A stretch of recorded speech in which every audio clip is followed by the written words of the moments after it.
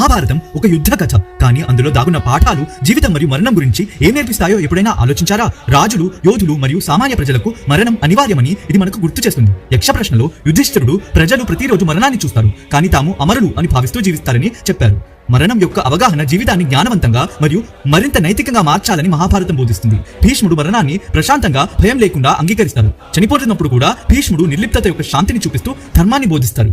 శరీరం మాత్రమే చనిపోతుంది, కానీ ఆత్మ ఎప్పటికీ నాశనం చేయబడదని శ్రీకృష్ణుడు అర్జునుడికి బోధిస్తారు. కాబట్టి మరణ భయం ఎప్పుడూ ధర్మాన్ని అనుసరించకుండా ఆపకూడదని ఇక్కడ నిక్షిప్తార్థం. మహాభారతం దుఃఖాన్ని సహజమైనదిగా మరియు మానవీయంగా అంగీకరిస్తుంది. అలానే అనుబంధాలు బాధను తీవ్రతరం చేస్తాయని హెచ్చరిస్తుంది. మరణం వైఫల్యం కాదు, అది ఒకరి పాత్రను పూర్తి చేయడం మాత్రమే. జీవితం ధర్మం ప్రకారం జీవించడానికి ఉద్దేశించబడింది. మహాభారతం భయం కాదు, మరణాన్ని అంగీకరించడాన్ని బోధిస్తుంది. కాబట్టి మరణం జీవితానికి అర్థాన్ని ఇస్తుంది, అలాగే జీవితం మరణానికి అర్థాన్ని ఇస్తుంది. తర్వాత జీవించి ఉన్నవారు మరణం నుండి ఏం నేర్చుకోవాలో తెలుసుకోవడానికి మా ఛానల్ కి సబ్స్క్రైబ్ చేయండి.